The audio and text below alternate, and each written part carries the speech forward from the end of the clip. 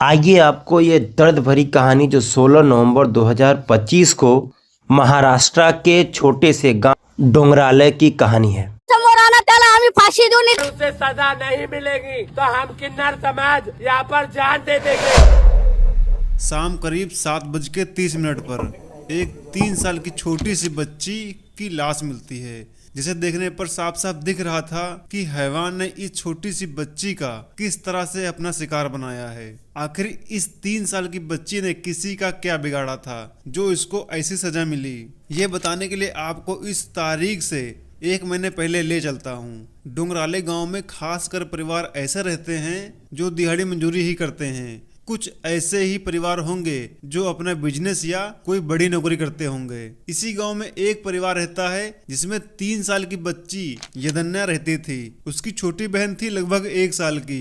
यदन्या के पिता एक फोटोग्राफर थे, जिसके चलते उनका काम गांव के बाहर ही रहता था। एक बार क्या हुआ कि यदन्या के पिता और गांव के एक लड़के विजय के बीच थोड़ा झगड़ा हो गया और इसी झगड़े से नाराज विजय ने एक खेल रचा।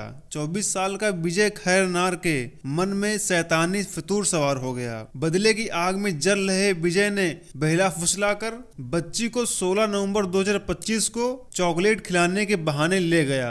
झगड़ा हुए लगभग 1 महीने से ज्यादा हो गया था तो किसी ने इतना गौर भी नहीं किया और उस दिन बच्ची यदन्या के पिता भी काम के चलते बाहर गए थे और इसी का फायदा उठाकर विजय ने पलक झपकते बच्ची को अपनी बातों में फंसाकर ले गया। बेचारी छोटी सी बच्ची को क्या पता था कि इस दुनिया में अपनापन दिखाने वालों में कुछ शैतान भी होते हैं जो इंसानियत को शर्मसार कर देते हैं। विजय ने खेल रही बच्ची को शाम के समय चॉकलेट के बहाने घर से दूर ले गया। अच्छा, बच्ची दूसरे बच्चों के साथ खेल रही थी तो किसी ने इतना गौर भी नहीं किया।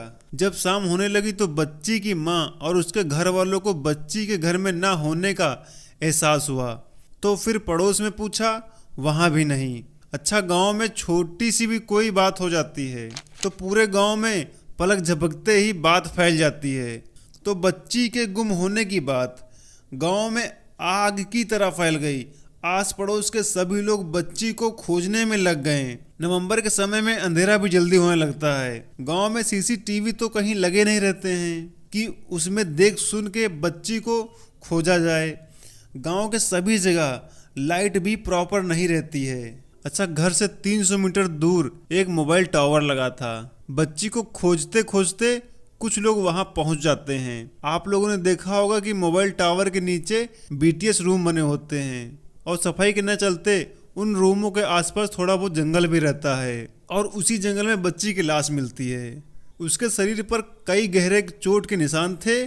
सर को भारी पत्थर से कुचला गया था जो उसी के लाश के पास पड़ा था। देखने वालों के रोंगटे खड़े होते जा रहे थे। मामला पुलिस तक जाता है। पुलिस ने जांच शुरू किया तो पता चला कि इस घटना को अंजाम देने वाला विजय खैरनार है। जब मालूम हुआ गांव वालों को तो उनके पैरों तले जमीन खिसक गई, क्योंकि विजय भी बच्ची को खोजने का नाटक कर रहा था। अनमैरिड विजय खैरनार को हिरासत में लिया जाता है। पुलिस ने विजय की अच्छी तरह से खातिरदारी की तो विजय ने अपनी हैवानियत की दास्तां सुनाई। छोटे से झगड़े के चलते उसने बदले की आग में उस नन्ही सी जान के साथ ऐसा दुष्कर्म किया, किसी को यकीन नहीं हो रहा था। इस पाप के लिए नरक में भी माफी नहीं है। करोड़ों लोग सड़कों पर उतरकर दोषी विजय के लिए फांसी की मांग कर रहे हैं। बहुत से केस ऐसे हैं जो ठंडे पड़े हैं और कोई सुनवाई नहीं हो रही है। तो आपसे विनय निवेदन है कि इस वीडियो को ज़्यादा से ज़्यादा शेयर करें, क्योंकि हमारी आपकी चुप्पी भविष्य में ऐसे अपराधों को बढ़ावा देगी।